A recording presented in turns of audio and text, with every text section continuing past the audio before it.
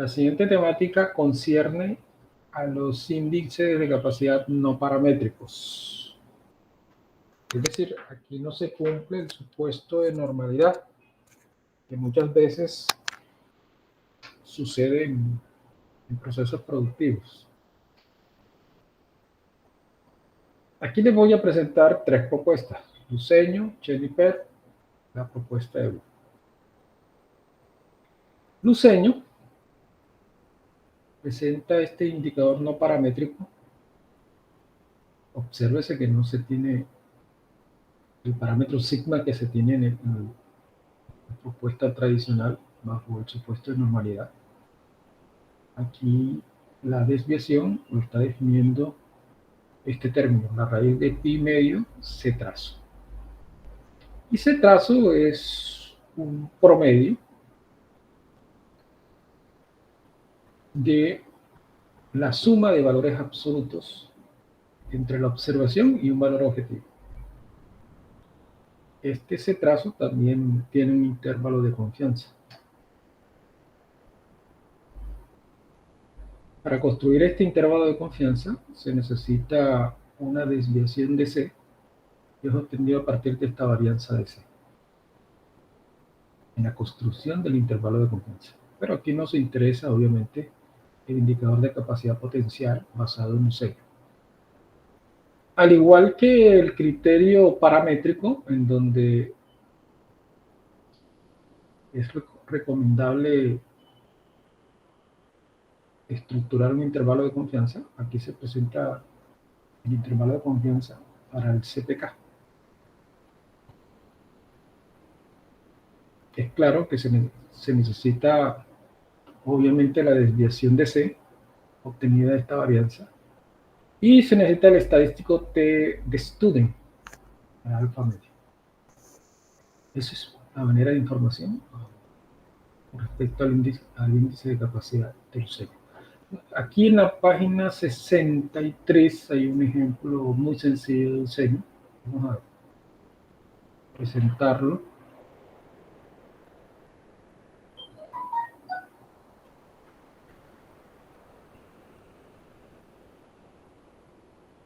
Dice lo siguiente: la viscosidad de un polímero se mide cada hora. Las mediciones de las últimas 7 horas fueron las siguientes.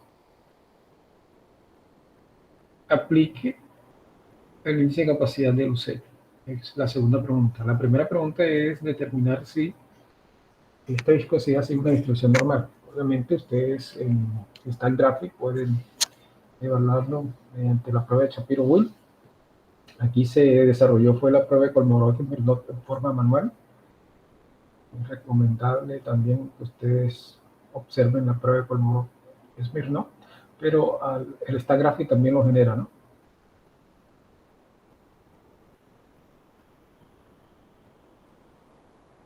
Vamos directamente a lo del índice de capacidad. Obviamente, necesitamos el valor de T. Recuerden que hay un valor de T donde se establece ese valor de T para calcular el C trazo. Es decir, tome cada XY, o sea, cada observación, y réstele ese valor de T. ¿Cómo se obtiene ese valor de T? Obviamente con las especificaciones de esta característica, un promedio de esas especificaciones. Sería un valor nominal, prácticamente. En este caso, 2925.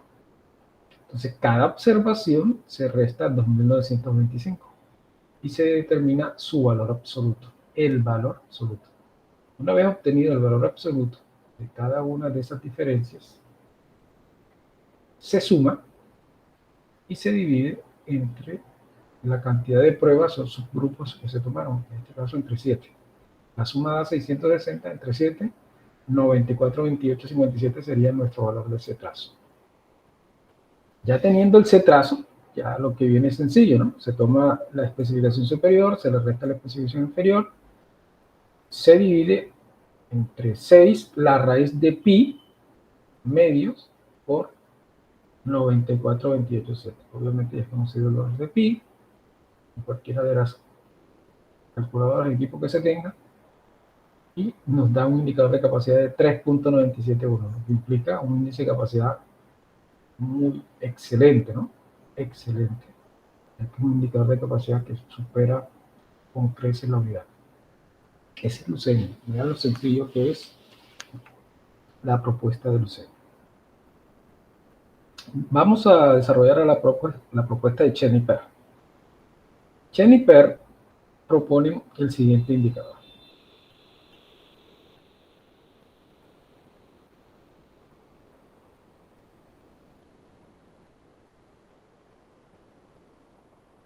Es una razón que, como los indicadores de capacidad tradicionales, entre la distancia de las especificaciones, pero entre la capacidad, pero la capacidad está definida con percentiles. Percentil 99.86.5 y percentil .135. ¿Por qué esos percentiles en particular? Porque la diferencia de 99.86.5 menos .135 da .97.86.5, que es la medida de probabilidad o la confiabilidad que se trabaja en todo el criterio de control estadístico de calidad de las cartas de control, recuerden. Entonces esos son los percentiles que se ajustan. Ahora, para recordarle lo que es un percentil, la mediana es un percentil. Es el percentil 50%. Recuerden que cuando se trabaja con percentiles es porque hay un ordenamiento de la información de menor a mayor, y ustedes ese ordenamiento calculan son percentiles. Siempre en los métodos no paramétricos hay un ordenamiento de la información. Entonces, si usted va a buscar el percentil 50, sería la mediana, o sea, el valor que está en el centro. El percentil 10, el valor que está en el 10% de la información. El percentil 90, el 90% de la información. El valor que está en el 90% de la información. Esos son los que se denominan percentiles. Entonces, claro, el CP, aquí en este caso se llamaría CNP. El N es por decir no paramétrico. Y al igual que el concepto tradicional de paramétrico, hay un CNPK que mide el desplazamiento. Ahora, ¿cómo buscar los percentiles? Cada autor tiene su propio procedimiento para buscar los percentiles. En el caso de Chen y Per, la ubicación de los percentiles están definidos mediante estas formulaciones. R1, R2 y R3. R3 busca el valor central. R1 ubica el percentil inferior, R2 ubica el percentil superior. Es decir, R1 ubica el valor que está en el percentil inferior, R2 ubica el valor que está en el percentil superior. Y R3 ubica la mediana. ¿Y dónde vamos a utilizar la mediana? En el CNPK. O sea, cada uno de estos cálculos te evalúa el percentil, ya sea inferior, ya sea superior, o ya sea central, que es la mediana.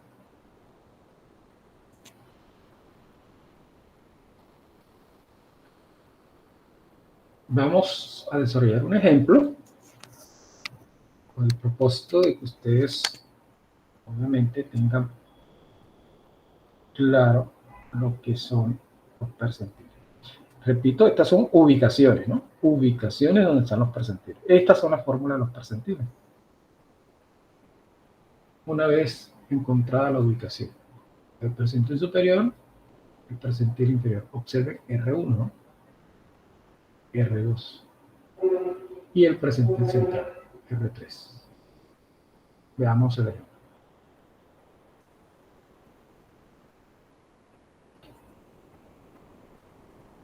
En el ejemplo es acerca de la temperatura de un horno de secado, y pueden darse cuenta que está ordenado de menor a mayor la información. El valor mínimo 266.57.7, el máximo 280.89, de menor a mayor ordenamiento. Con el ordenamiento se puede, obviamente, obtener los percentiles. Vamos a calcular la ubicación de los percentiles. R1. aplicando la fórmula, a sabiendas que hay 32 datos, me indica que la ubicación es 31.81.89.9. Pero, ¿qué se va a hacer aquí? Se va a obtener es el valor entero, se va a utilizar el valor entero, 31.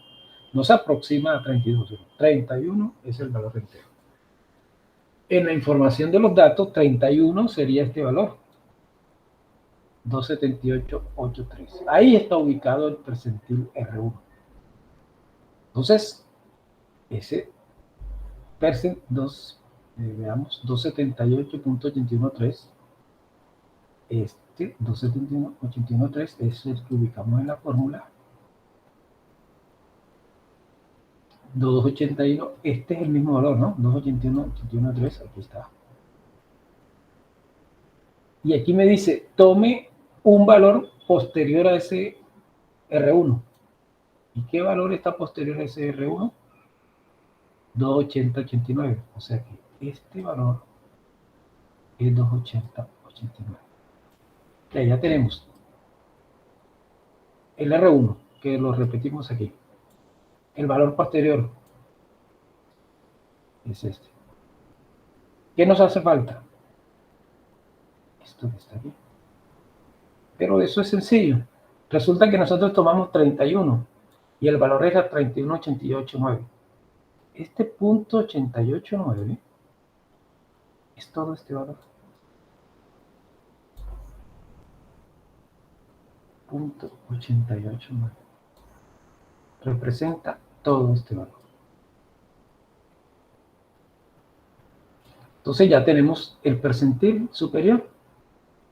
El percentil superior es 282.73. Ya tenemos el primero. 282.73. Ahora, dentro del contexto del indicador de capacidad, veamos cómo obtener el percentil inferior, PLU.135. Entonces, para obtener el percentil inferior, necesitamos R2. R2 es nuestro dato, es 0.135 por 32 más 99.865 entre 100. Eso da 1.041.85. Tomamos el valor entero, que es 1. ¿Qué implica esto? Que la primera unidad, la primera observación, perdón, pertenece a ese percentil inferior, 266.59.7. Veamos, 266.59.7, que se repite aquí. ¿Por qué se repite? Aquí está, en este término, aquí se encuentra en este término. Después dice, tome un valor posterior a ese valor, R2 más 1. El valor posterior es 266.709. Este valor es el posterior, que es el que está representando aquí. ¿Perdón? 266.709. ¿Qué hace falta? Porque ya había indicado anteriormente. Todo este término. Pero este término, ¿qué es el valor que faltó cuando se tomó el entero? Punto sería 0.04185. 0.04185. Ya tenemos toda la información para calcular el percentil inferior, cuyo valor es 216.601. Entonces ya se tiene los percentil superior e inferior, por lo tanto se puede hallar el índice de capacidad, que sería la especificación superior, la especificación inferior y la diferencia de los percentiles. Es un CNP de 1.85. Conclusión, el proceso es capaz. Supera la unidad. Ahora queremos saber hacia dónde está desplazado. El desplazamiento es el CNPK. Esto mide el desplazamiento. Entonces, el desplazamiento del proceso, tenemos que, como en el concepto tradicional, entre el CNPU y el CNPL.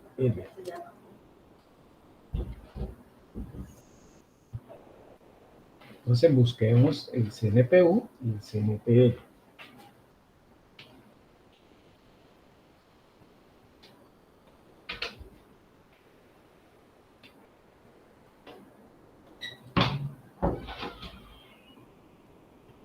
Aquí está la información. La especificación superior, los percentiles ya se tenían. Percentil superior, percentil inferior sobre 2, superior, inferior sobre 2. Y aquí se tiene el límite de especificación inferior. Lo que no se tiene es este valor, 268,42. Esta es la mediana. Y la mediana tiene su formulación.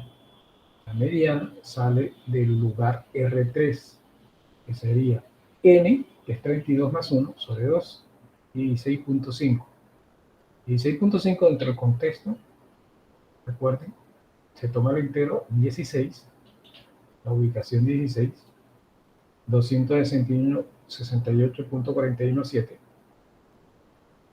Aquí está, 268.417, que se repite aquí también, ¿no? Este es este. Aquí está un valor posterior a ese, que sería 268.413, perdón, posterior, que sería el 17. Y nos faltaría todo este término, que repito, como es 16.5, el término faltante es 0.5. 0.5. Eso nos dará una mediana de 268.424.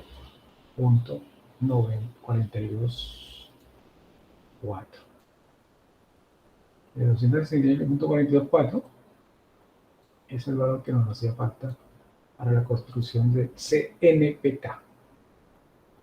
Entonces el CNPK es el valor mínimo entre el CNPU, que es 371.8, y el CNPL, que es 139.7. Obviamente,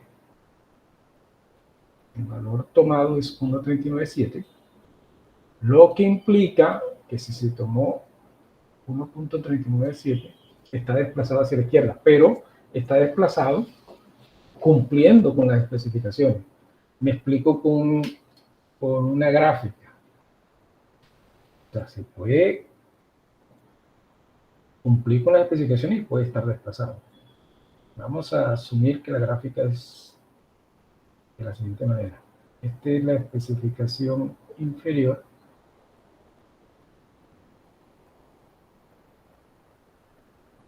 Y esta sería la especificación superior.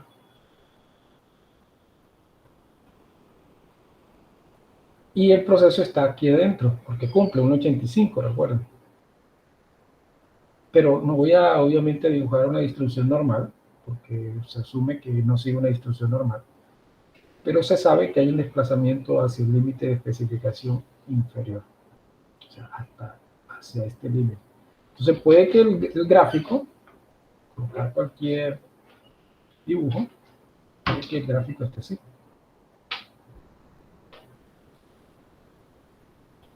¿Qué implica?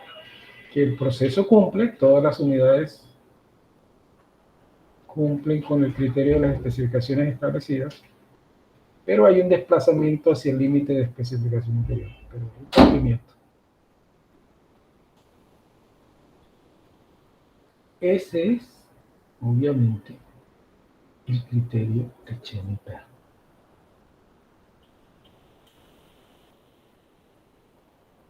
Otro criterio de índice de capacidad no paramétrico es el criterio de Wu. El criterio de la propuesta de Wu es,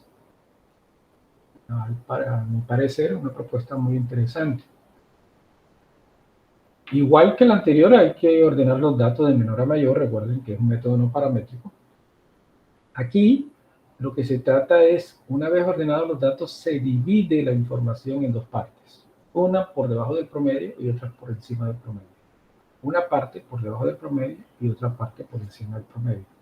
Y cuando se tenga esa división, se calcula la desviación de la parte, sector o los datos que están por debajo del promedio y el sector y la desviación que está por encima del promedio. Y eso nos va a permitir calcular el CP. Igual se tiene el CPK de este método no paramétrico bajo este mismo criterio. Observen que aquí se encuentra el promedio, que es el referente para hacer la división en las dos partes. Ya se tienen las especificaciones y simplemente es hallar las desviaciones. Veamos un ejemplo. Aquí se tomaron 72 datos. Pero en estos 72 datos, una vez ordenados de menor a mayor, se estableció que 37 estaban por debajo del promedio y el resto, o sea, 35 de ellos, estaban por encima del promedio. ¿Cuál es el promedio? El promedio es X trazo o 111.33. O sea, por debajo de 111.33, 37 datos. Por encima de 111.33, 35 datos. A estos 37 primeros datos se le calcula la desviación, porque estaban por debajo de 111.33. Y los que están por encima de 111.33, que son 35 datos, también se le calculó su desviación, 2.92. Ya tenemos las dos desviaciones, ya podemos hallar el índice de capacidad. Entonces el índice sería la especificación superior o la especificación inferior sobre 3 veces la desviación 1 más la desviación 2. Recuerde que esta desviación 1 es lo que están por debajo de 111.33 y esta desviación 2 están por encima de 111. Esto da un índice de 0.448, lo que implica que el proceso, en este caso esta característica de calidad, no cumple con las especificaciones de diseño. Veamos hacia dónde está desplazado. Ya tenemos todo, ¿no? Toda la información. Tenemos la especificación superior, la especificación inferior, el promedio, la desviación 2. ¿Por qué la desviación 2 aquí se ubica? Porque está en el CPU. El CPU es el que está cerca del límite de especificación. Obviamente el CPU explica el límite de especificación superior. Y el límite de especificación superior son los datos que están, obviamente, por encima del promedio. Los datos que están por encima del promedio tienen una desviación de 2.92. El CPD, recuerden que implica la especificación inferior. ¿Y qué datos están cercanos a la especificación inferior? Los que están por debajo de 111.33, cuya desviación es 3.021. Calculamos tanto el CPU como el CPL, que arroja el valor de 0.076, muy cercano a 0, el CPU, y 0.807 el CPL. Se toma el mínimo, que es 0.076, repito, muy cercano a 0, lo que implica que coincide la especificación superior con el promedio del proceso, prácticamente. Y lo que implica que aproximadamente la mitad de esa característica de calidad no cumple o está por encima, mejor, de la especificación superior. Por eso se tomó CPU como mínimo. Por lo tanto, la mitad de, o aproximadamente, ¿no? La mitad de esa característica de calidad, no del producto, pero de esa característica de calidad, no cumple porque está por encima de la especificación superior. Este es Wood. Hay una modificación de Wood en donde, al igual que Kane, él establece un valor objetivo y él modifica, obviamente con el valor objetivo, modifica su propuesta. Observen cómo se calcula el índice de capacidad potencial y cómo se calcula el índice de capacidad real, modificando su propuesta. Aquí ya no se trabaja con el valor objetivo y aquí se está trabajando con una desviación de valor objetivo, no la desviación que teníamos anteriormente, que va a permitir calcular la desviación objetivo, sí, pero no es la desviación como tal. Veamos cómo se calcula la desviación con valor objetivo, que es lo que interesa en esta propuesta, porque simplemente es llevar esa desviación objetivo a las formulaciones presentadas. Obviamente, calculamos la varianza de valor objetivo para sacarle la raíz posteriormente y obtener la desviación. La desviación 3.28, la desviación objetiva T1. Y la desviación objetivo T2 es 3.066. Ahora, ¿cómo obtenerla? Esta es la formulación. 2 por N1 menos 1 sobre 2N1.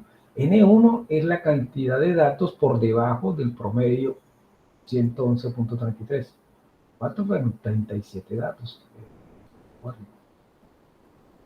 S1 al cuadrado sería la desviación, obviamente el cuadrado implica la varianza muestral. Recuerde que la desviación de esa sección de datos por debajo de 111.33 es 3.029. Obviamente 3.029 elevado al cuadrado, que da la varianza muestral 9.174. Y este lado sería el promedio, que estamos estableciendo como, como el valor que separa la información, menos el valor objetivo establecido en este ejercicio, que plantea que el valor objetivo es de 110. Aquí están las especificaciones, ¿no? 108 más o menos 4, que implica 104 y 112. Ya tenemos el valor, obviamente, de la varianza con valor objetivo, le sacamos raíz a 10.819 y nos da una desviación de 328. Este sería para el valor objetivo de la información que está por debajo de 111.33. Lo que está por encima de 111.33, que es el resto de datos, ya no es 37, sino ahora 35. La desviación, recuerden que es 2.922 elevado al cuadrado, da 8.538. El X trazo, el valor objetivo, nos da una varianza con valor objetivo por encima del promedio de 9.402. Calculamos su raíz, que nos genera la desviación, 3.066.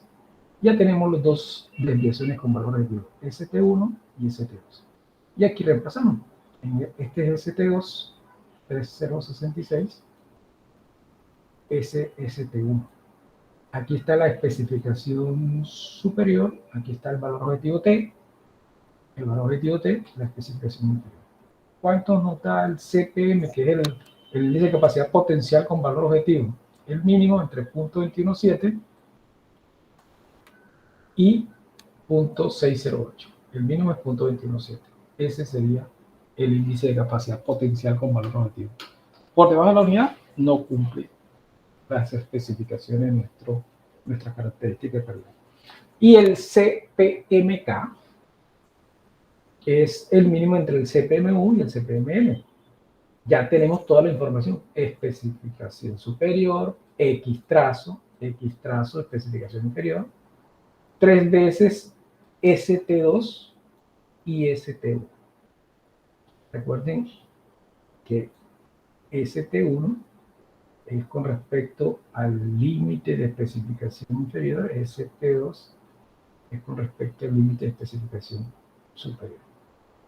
¿Qué nos da como resultado? 0.073 y 0.74. El mínimo es 0.073, que es una alerta, porque está aproximadamente a cero. Recuerden que implica que aproximadamente la mitad de nuestra característica de calidad no cumple, porque está por encima del límite de especificación superior. Obviamente, resultados acorde con la propuesta anterior, ¿no? Que nos generó la misma información. Y muy parecido, ¿no? 0.073.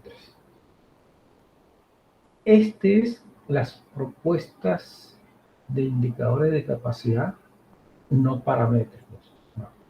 Recuerde que no paramétrico implica que el supuesto de normalidad, una prueba por no, por ejemplo, Shapiro-Wilk, como en esta gráfica, no es superada esa prueba, es decir, se rechaza la hipótesis del supuesto de normalidad.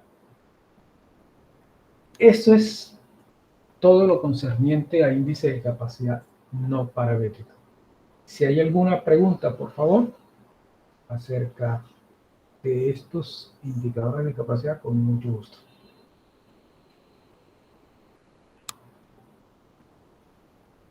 ¿Preguntas?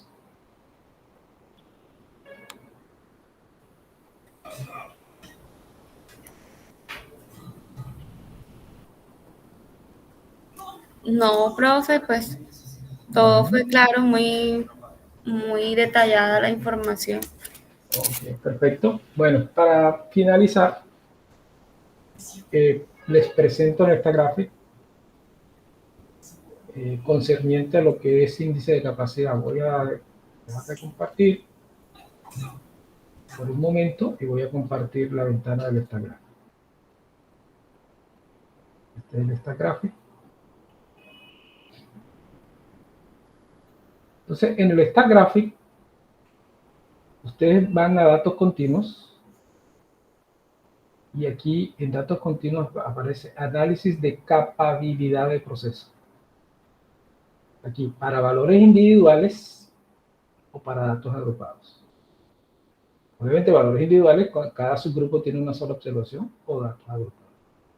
Entonces, vamos a tomar una información de algún caso.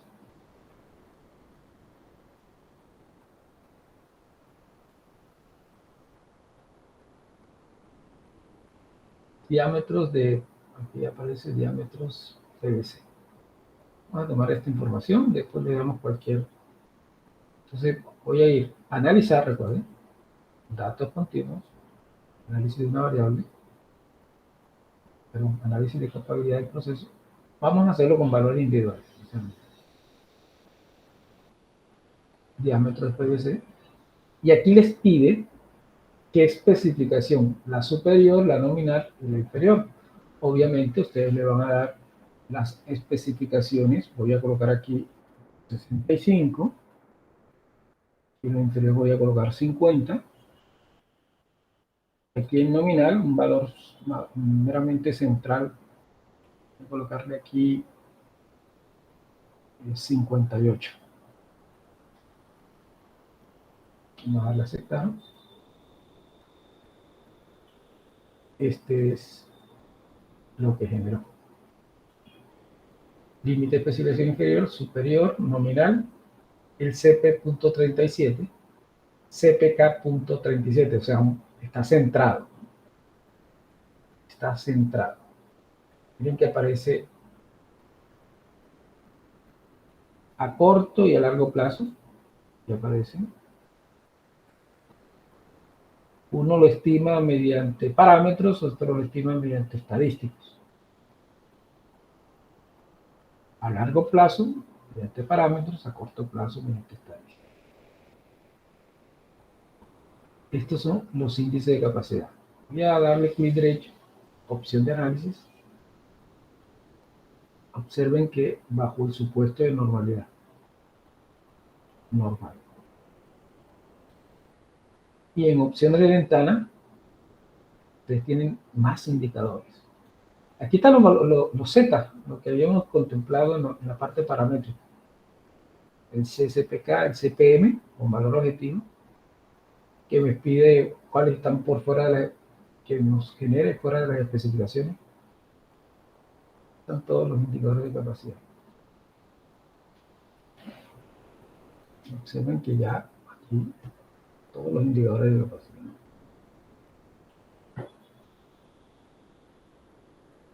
Acá también la prueba de unidad de ajuste para definir si hay normalidad. Los límites de tolerancia que desarrollamos también. Un indicador no paramétrico, voy a ubicarlo también. Aquí está la prueba de normalidad, ¿no? Prueba de unidad de ajuste, prueba de normalidad. Dale a aceptar. Prueba de normalidad, punto 35. Recuerden que por encima de 0.05 implica que el supuesto de normalidad se cumple. El valor P, si está por encima del alfa, es 0.05, se cumple el criterio o el supuesto de normalidad. Aquí la prueba de ajuste Kolmogorov-Smirnov, aquí yo les había presentado que se está desarrollando en uno de los slides, aquí lo está presentando, la prueba de Kolmogorov-Smirnov también está indicando que hay normalidad en esa información que sería el diámetro del PVC.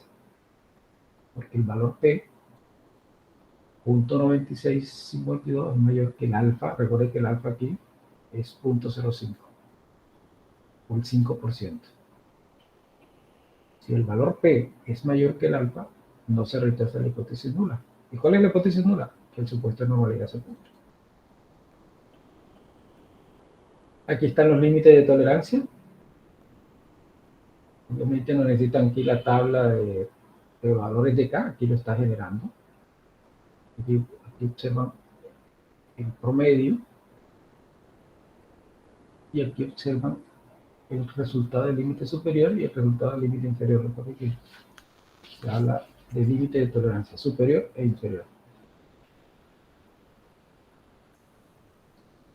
Aquí está el tamaño de la muestra.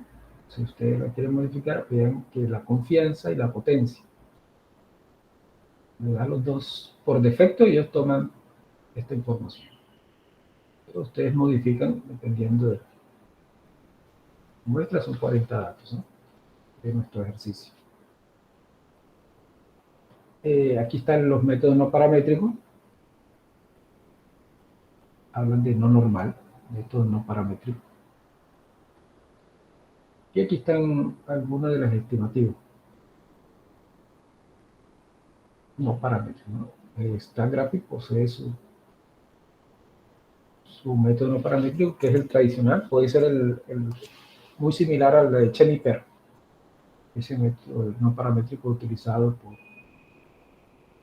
por StatGraphic. Observen que aquí están los percentiles, ¿no? Entonces, siempre que se trabaja con métodos no paramétricos son percentiles. Los percentiles del 99,865 y del punto 135. Por eso les decía que es muy parecido al Chen-Iper. Y ubican los valores, ¿no?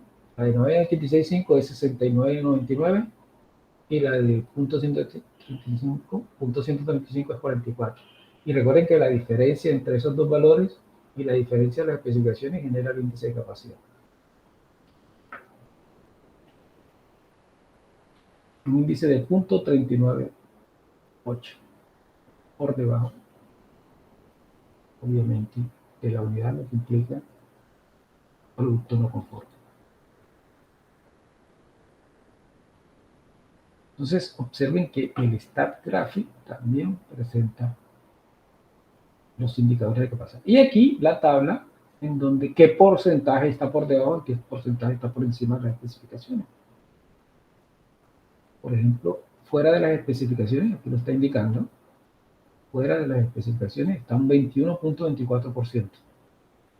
Por debajo de la especificación, o por encima de la especificación superior, mejor, 10,35%, y por debajo de la especificación inferior, 10,8897. Por eso es que está más o menos centrado el proceso.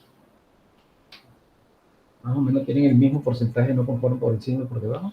Y la suma, 21,24. Está centrado, pero no cumple. Pero no cumple. ¿Sí?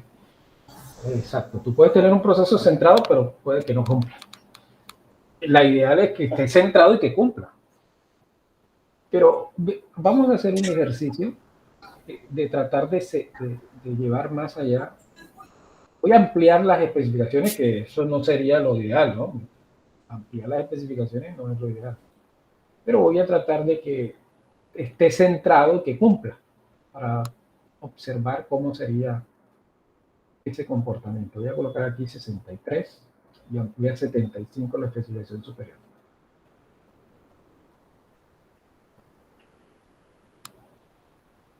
Aquí pues, todavía el CP es punto 62, ¿no? Implica que yo debo, obviamente,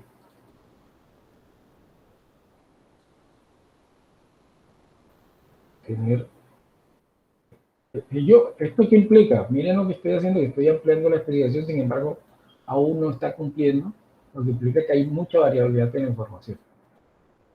La diferencia son ya 40, lo que implica que más o menos 60 es el... Miren, apenas 0,19% de no conforme. Miren el CP, 0,99. Todavía aún es por la variabilidad que tiene este proceso. Y obviamente, ya con esta situación, colocarle aquí, la diferencia son 45,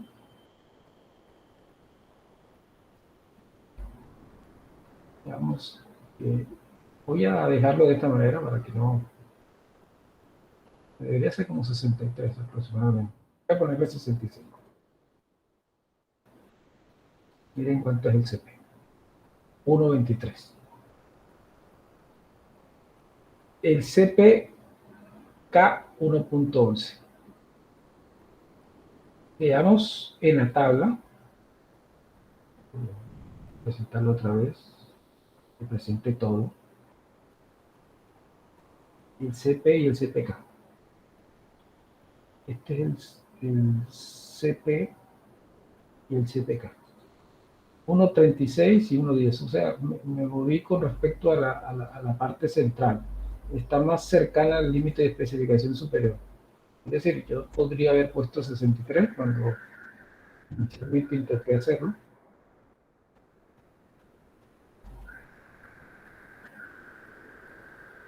El PPK indica es el desempeño, ¿cierto? CP y CPK. A largo plazo y obviamente No, para observa, mí dice PPK. CPK sí, es pero obsérvalo en la parte del stack graphic. Voy a ampliarte sí. para tener claro. Observa que él toma el CP como PP. Ok. Y por eso le decía que es muy parecido. Y el CPK como PPK. La diferencia está en esta parte. Mm. 6.70 la desviación y 6.041 como parámetro. Ahora, vean los datos. ¿No? Voy a ver los datos. Yo le voy a decir al stack graphic en datos contidos en una sola variable que me tome el diámetro de PB, perdón, y me calcule los estadísticos. Los datos, los estadísticos. La desviación 6 punto muestral, ¿no? La desviación muestral 6.0418 en la desviación muestral. Entonces nos vamos al índice de capacidad 6.148.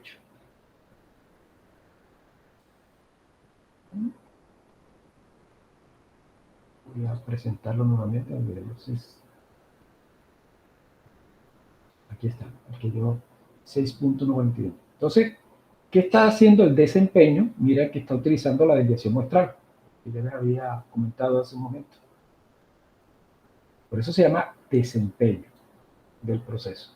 ¿Y por qué se llama a largo plazo? Porque, o sea, es un término que yo considero que no es adecuado, pero a largo plazo implica que son los datos que están en línea. No, se toma posteriormente, debería ser información posterior, no a largo plazo. Entonces, aquí se calcula el desempeño con la desviación estándar. Y ustedes comparan el CP, por eso se llama PP para decir que es a largo plazo. Yo les había comentado hace un rato. Pero es el mismo CP, simplemente para diferenciarlo entre lo que es el desempeño y cuando se evalúa como parámetro. Entonces, si ustedes como parámetro tenían 1.23, que es el CP, y calculan nuevamente el CP para desempeño, y observaron que pasó de 1.23 a 1.38, implica que hubo mejoramiento. Este lo presenta el Stat Graph. ¿Alguna pregunta, por favor, acerca de los resultados presentados por Stat Graph y R?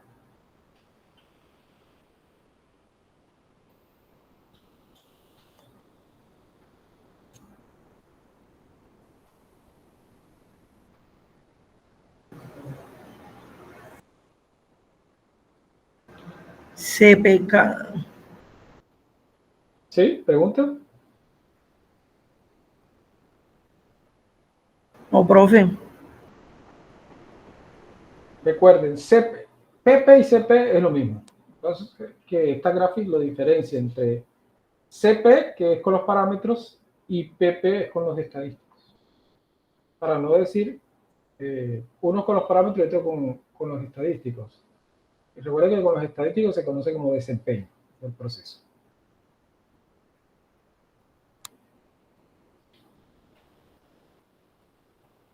Este recuerden que es el recíproco. Yo les había dicho que hay un indicador de capacidad que es recíproco. Si estaba por encima del 100%, implica que no cumple. Miren que está por debajo del 100%. Y los valores de Z. Si recuerdan que yo les dije que si estaba por encima de 4, cumplía. Entonces, el límite de especificación superior está por encima de 4, el límite inferior está por 3.31, pero uno toma el mínimo y el máximo entre ellos, 3.31, se toma el mínimo, y dividido entre 3, obviamente genera un indicador por encima de 1. Y este es el CPK. El CPK, recuerden que es el mínimo entre el CPU y el CPL, ya sea para desempeño y ya sea para parámetros. 1.10, que implica que hay cumplimiento y que mejoró en el desempeño. Este es con valor objetivo, 1009. Y estos ya son indicadores de capacidad basados en 6 sigma. 99, 46, 11. 6 sigma es muy exigente, ¿no? El 6 sigma exige 4 partes por millón. Y observen cuál fue las partes por millón. 480 y 99. O sea, para que llegue a 4 partes por millón, obviamente hay que hacer mejoras. Ese es el DPM. Y los intervalos de confianza que yo les presenté. Intervalo de confianza para el CP, intervalo de confianza para el CPK. Y obviamente lo mismo para el desempeño.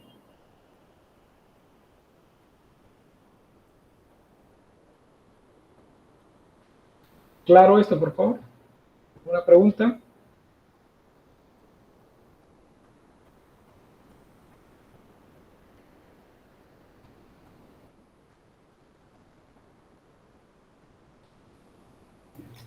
Fuerte y claro, profe.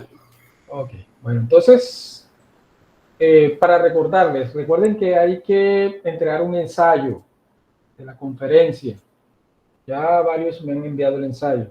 Entonces, los chicos que estén pendientes, por favor, envíenlo al correo.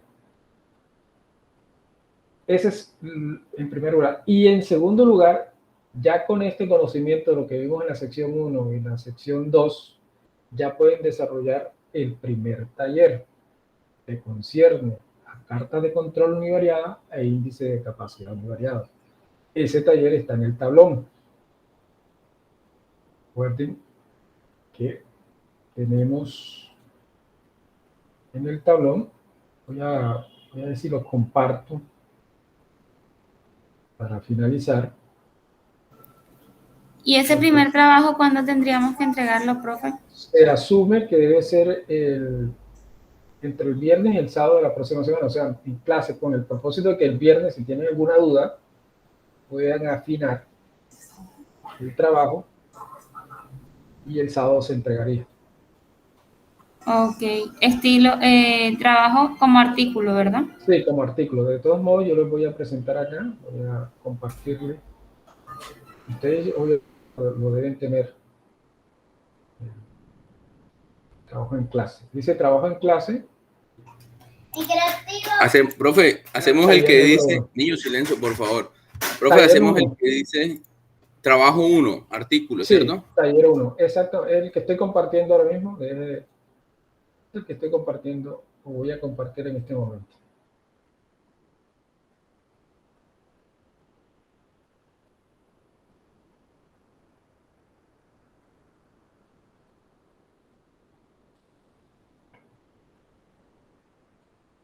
Sí, para que quede claro.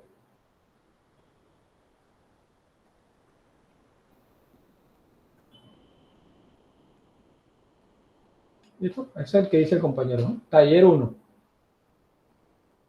Observen que se trata de, como les decía, una soda, una bebida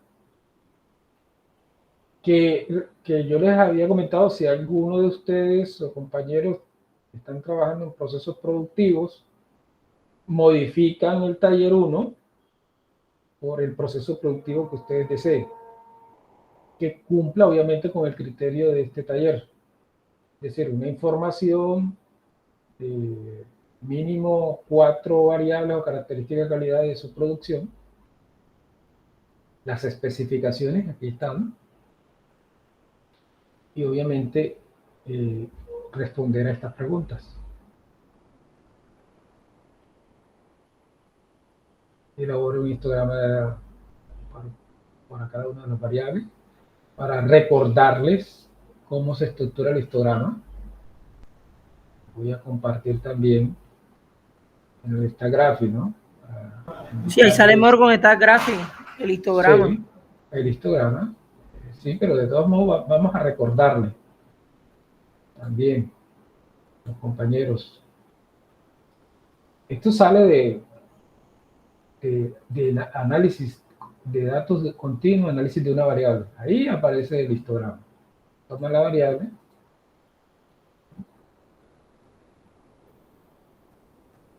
Ahí está el histograma. Simplemente hacer el análisis. Hasta también lo pueden desarrollar en R, pero aquí obviamente el Instagraphy facilita mejor la situación. Entonces, claro lo que se va a hacer. Profe, disculpe, ¿se puede hacer el taller en base, bueno, a algunas variables por lo menos en la empresa donde yo trabajo, analizar 4 variables de control del proceso? No sé, un ejemplo. Sí, humedad, claro, eso es lo que les indicaba. Temperatura. Es correcto. Ustedes toman el taller y contextualizan su información real de su proceso y desarrollan el taller basado en esa información real. Mucho mejor, porque al final es un informe que usted le va a servir. Ok. Profe, ¿y ese es en grupos o individual? Es en grupo. Es en grupo. ¿De cuántas personas? Somos 10 personas, 3 personas. Ok. ¿Quedaría un grupo ¿Quedaría un grupo de 4 o quedaría 2 grupos de 2? Ok. Ah, bueno, profe, listo, perfecto. ¿Claro todo, por favor? Sí, señor. Bueno, entonces... Sí, señor. Quedaríamos entonces en la próxima semana. Sí, señor. Viernes y sábado. Y ya saben que el viernes nos vamos a tomar una parte como para asesoría. Profesor, Sí. es para tomar la evidencia. Ok. Entonces, Ustedes compartieron el link de asistencia. No lo tengo. chicos, Sí, el link lo mandó Angie. Sí. En el chat. Yeah. Sí. Ah, ok. Loco, Entonces tomen la que evidencia, lo va a por pegar favor. nuevamente. Tomen la evidencia, todos deben estar en Que tenga piedad.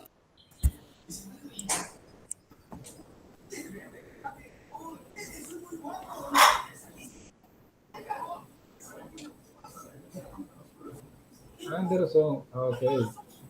Tirol, ok.